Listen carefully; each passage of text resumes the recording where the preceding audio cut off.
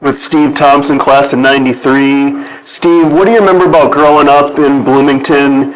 Did you always know you wanted to play Jaguar football, or talk us through some of your memories about that time in your life and wanting to eventually become a Jaguar? Yeah, so my dad was in the military and we moved around from place to place. I didn't move to Bloomington until I was in 7th grade. I always wanted to play football. My dad had played college football, and I kind of looked up to my dad as someday I wanted to do that. And we moved to Bloomington. It was very kind of fortuitous because it was, I would say the teams were great in everything here when you came through. And, got to get involved in kind of middle school age. And then for sure, when I got to high school by 9th grade, it was, you looked up to all these older guys who were, great football players, great people, and then a lot of teachers at the school were involved with the football program too. So it really got you excited about, playing for Jefferson.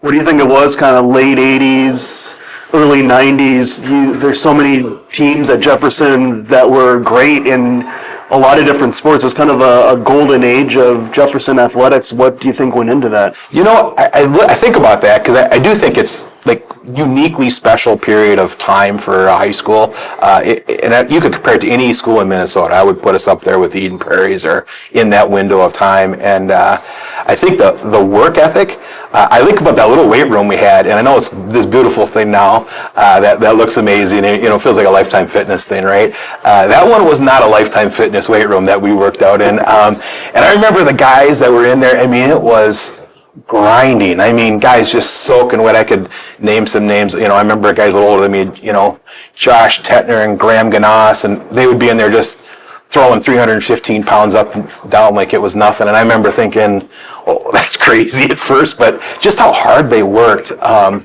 the culture of putting that work in, I think was a huge part of it. But also, people had fun.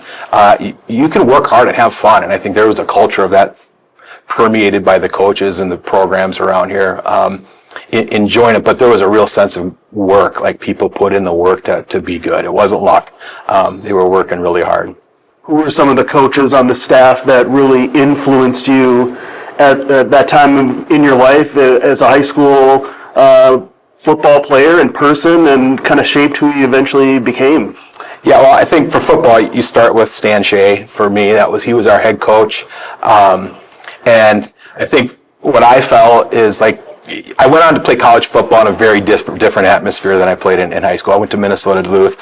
And anybody goes to Duluth, I'm not speaking out there, a little different atmosphere when you walk into football practices and they're screaming at you all the time. It was kind of a motivation through fear kind of feel. Here it was people expect you to work hard. There was a standard of working hard, but it was, I can hear Coach say, here we go, as we started practice with that energy, and it just felt like, they brought that energy every day.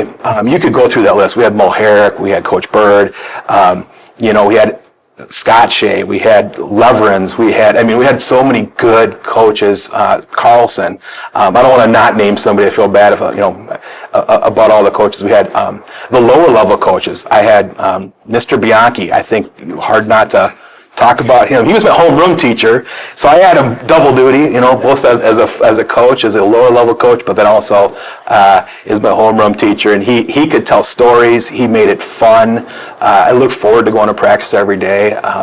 Coach Lynch, his hillside philosophy. He used to take us on the hill and run and start with some funny line. We'd be all just sweating, and he'd say something like, just like Teddy Roosevelt would say to the Rough Riders, get your butts up the hill, and so we would, run up the hill at the end of practices. And I just remember those are the kinds of things they did, and they were teachers also. It was almost universal. These guys we had them in classrooms. They were great teachers. They were really good classroom guys, and so you got to see them, all over the place all day. And I feel like that culture, because they were in the classroom, the whole school was supporting it, and they knew students that weren't football players that were excited about football because they knew those people. And they were great teachers, great positive role models. And, I feel like they would coach. Today, people talk about how kids are different today. That crew of coaches could have coached kids today, no trouble. They would have had no problem doing that. What do you think about the coaching staff back then? instead of kind of motivating by fear, as you said, what do you think allowed them to have kids inspired to want to do well for them in a kind of an opposite of that fear tactic? Well, I think it starts with the standard that the older players had set. So they were able to set the standard of like, work hard, put the work in, summertime, lifting weights, all those things. And so that standard was set by those older guys. So the coaches didn't have to do a lot of that. Like it was already there. You knew, that was the expectation, was to work hard and get yourself ready. But that energy that you can kind of dog days of summer, 2 days, through the middle of the season, you need those people, and they set a standard. But then they also empowered the players, the older guys, to set that standard for the younger guys and come with energy, come with some juice, and make it a fun day and work hard and hopefully get better every day. Did you try to implement any of the Jefferson strategies when you got to the college level to go, hey guys, maybe this is not the way to do it? I think it helped me get through college. I became a coach. I became an educator, and I coached 3 sports to this day.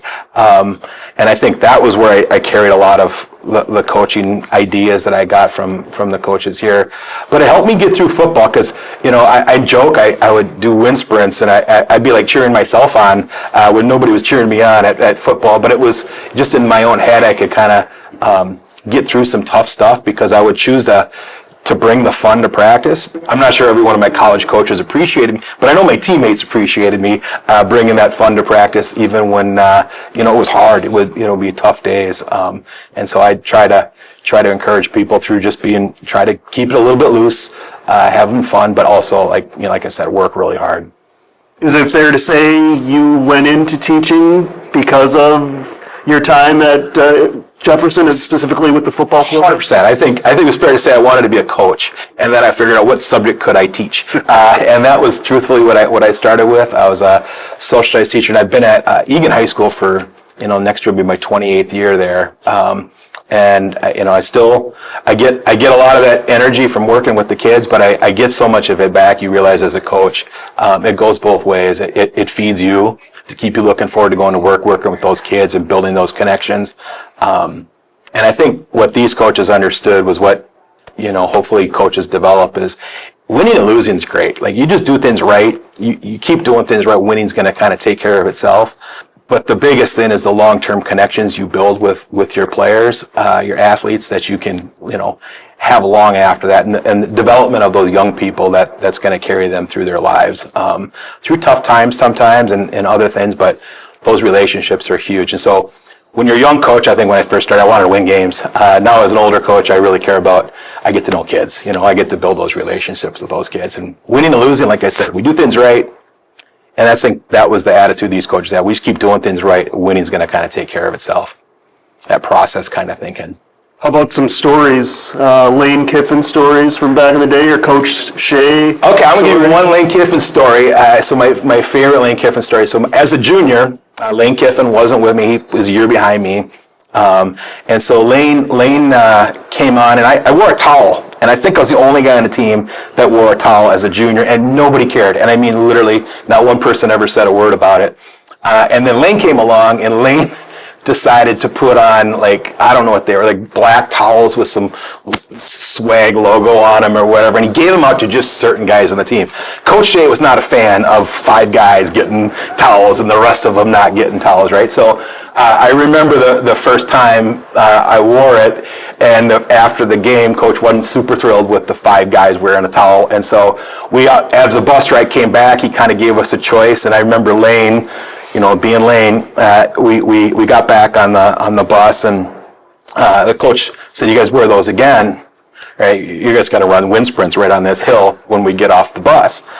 So Lane and I'd worn it the year before. I thought, that sucks. I don't love that.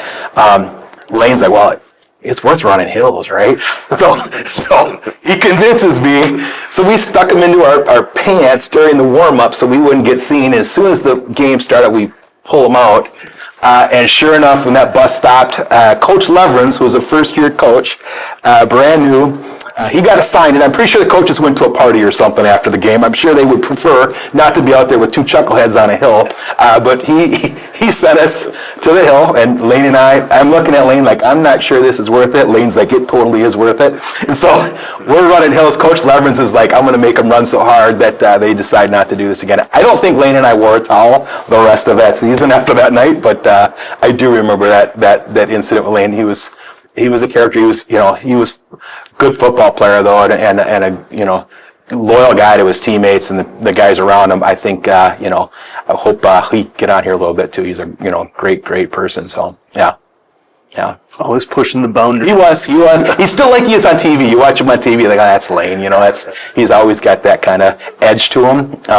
He talked me into doing it, and I thought, well, that seems like a good idea. Until Leverins didn't think it was so funny that night when we were running that hill at the side after the game, and Lane kept saying, totally worth it, Thompson. I'm like, I'm not sure it was. Yeah.